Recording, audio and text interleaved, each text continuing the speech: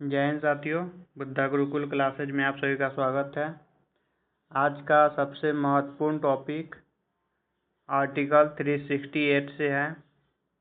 Article 368 में संविधान में संशोधन करने की प्रक्रिया दिया गया है और इससे संबंधित महत्वपूर्ण सुप्रीम कोर्ट का निर्णय वह भी आपको इस सेशन में बताया जाएगा। तो चलिए स्टार्ट करते हैं आज का सेशन। हेडिंग आप लोग देख सकते हैं, संविधान संशोधन। तो चलिए स्टार्ट करते हैं। भारतीय संविधान को लचीला और कठोर दोनों कहा जाता है, ये आप लोगों को भी पता होना चाहिए। तो भारतीय संविधान को लचीला और कठोर दोनों कह सकते हैं क्योंकि इसमें संशोधन की प्रक्रिया को 3 प्रकार से विभाजित किया गया है। संविधान संशोधन का उद्देश्य समय के साथ आवश्यक परिवर्तनों को लागू कराना ताकि यह समाज की बदलती आवश्यकताओं के अनुरूप बना रहे। यानी संविधान संशोधन का उद्देश्य यही है, सो बदलती आवश्यकताओं जैसे जिसको जिस प्रकार से आवश्यकता उस अनुसार इसमें संशोधन किया जा सकता है। और हमारा भारतीय संविधान जो है लचीला भी है और कठोर भी है, दोनों है। इसको 3 प्रकार से संशोधित किया जा सकता है। तो चलिए देखते हैं 368 के बारे में। संविधान संशोधन की प्रक्रिया अनुच्छेद 368 के तहत भारतीय संविधान के अनुच्छेद 368 में संशोधन की प्रक्रिया को परिभाषित किया गया है। इसे 3 प्रकार से बांटा जा सकता है। तो पहला है साधारण विधायी प्रक्रिया द्वारा संशोधन, दूसरा है विशेष बहुमत द्वारा संशोधन और तीसरा है विशेष प्लस राज्यों की सहमति द्वारा संशोधन। तो चलिए तीनों के बारे में एक्सप्लेन करते हैं। तो पहला हम लोग यहाँ पे देख सकते हैं, तो कुछ संवैधानिक प्रावधान ऐसे हैं जिन्हें संसद साधारण बहुमत से संशोधन कर सकती है।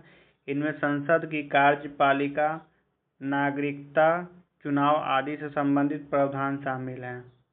इसको जो है सो साधारण बहुमत से संशोधित किया जा सकता है। नेक्स्ट है विशेष बहुमत से संशोधन। संविधान के अधिकांश महत्वपूर्ण प्रावधानों में संशोधन के लिए संसद के दोनों सदनों में कुल सदस्यों के कम से कम 50% उपस्थित एवं मतदान करने वाले सदस्यों के कम से कम 2/3 बहुमत की आवश्यकता होगी।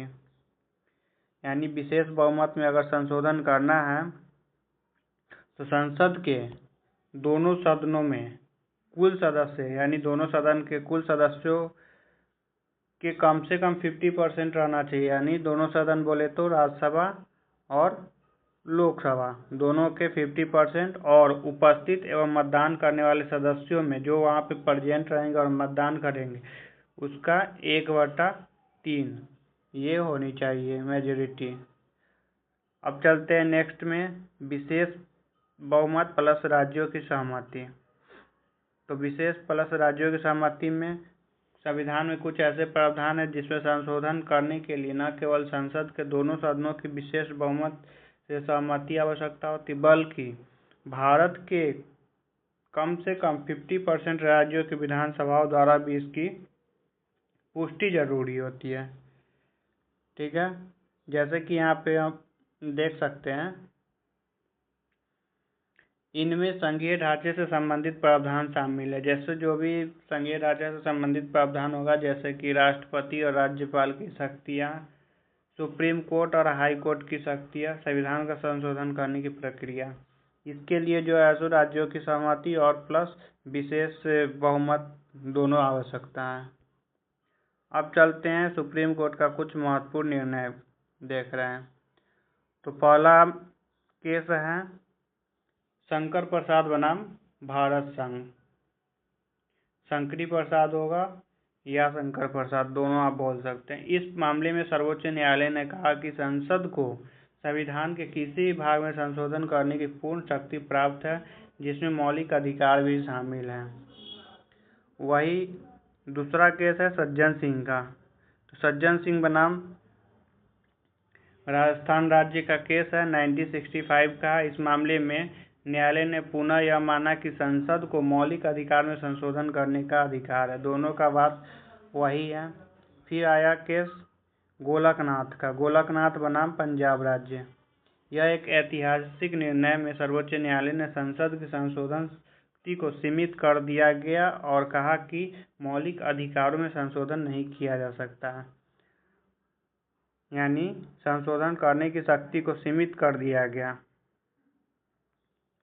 अब चलते हैं नेक्स्ट में। सबसे महत्वपूर्ण केस है केशवानंद भारती बनाम केरल राज्य 1973 का। ये इसको हम लोग बोल सकते हैं मूल संरचना का सिद्धांत। एक ऐतिहासिक निर्णय में सुप्रीम कोर्ट ने यह सिद्धांत प्रतिपादित किया कि संविधान में संशोधन कर सकती है, लेकिन संविधान की मूल संरचना को नष्ट नहीं कर सकती। यह जो है सो केशवानंद भारती के केस में बेसिक स्ट्रक्चर का सिद्धांत दिया गया था। अब चलते हैं मिनर्वा मिल्स बनाम भारत संघ। मिनर्वा मिल्स बनाम भारत संघ 1980 का मामला। इसमें सर्वोच्च न्यायालय ने मूल संरचना सिद्धांत को और मजबूत किया और यह स्पष्ट किया कि संसद को असीमित संशोधन शक्ति नहीं दी जा सकती है। मिनर्वा मिल्स से संबंधित एक वीडियो आप लोगों को बना करके दे दिया गया है, आप लोग प्ले लिस्ट में जा करके चेक कर सकते हैं। इससे संबंधित महत्वपूर्ण बिंदु को उस वीडियो में समझाया गया है। अब चलते हैं नेक्स्ट में। बामन राव बनाम भारत संघ। बामन राव बनाम भारत संघ 1981 का मामला है। इस निर्णय में न्यायालय ने कहा कि मूल संरचना सिद्धांत केवल 24 अप्रैल 1973 यानी केशवानंद भारती केस के निर्णय की तिथि के बाद किए गए संशोधन पर लागू होगा। यानी वही बोला गया मूल संरचना का सिद्धांत जो है सो केशवानंद भारती के निर्णय के पहले वाले पे संशोधन पे लागू नहीं होगा। बामन राव बनाम भारत संघ के मामले बोला गया था। अब नेक्स्ट केस है इंदिरा साहनी का। इंदिरा साहनी के केस में बोला गया था सर्वोच्च न्यायालय ने 50% से अधिक आरक्षण को असंवैधानिक ठहराया और संविधान के बुनियादी ढांचे को बरकरार रखने पर जोर दिया। तो संविधान में किस प्रकार से संशोधन हो सकते हैं? 3 प्रकार से संशोधन हो सकते हैं, साधारण बहुमत और विशेष बहुमत और विशेष प्लस आधे राज्यों की सहमति। उसके बाद उससे संबंधित ये 7 केस हैं जो कि सभी एग्जाम के पॉइंट ऑफ व्यू से बहुत ही इम्पोर्टेंट हैं। तो चलिए अब देखते हैं निष्कर्ष की ओर। निष्कर्ष देख रहे हैं तो संविधान संशोधन प्रक्रिया भारतीय लोकतंत्र में एक महत्वपूर्ण भूमिका निभाती है। सुप्रीम कोर्ट के विभिन्न फैसले ने यह सुनिश्चित किया कि संसद संविधान में संशोधन कर सकती है, लेकिन उसकी मूल संरचना से समझौता नहीं किया जा सकता।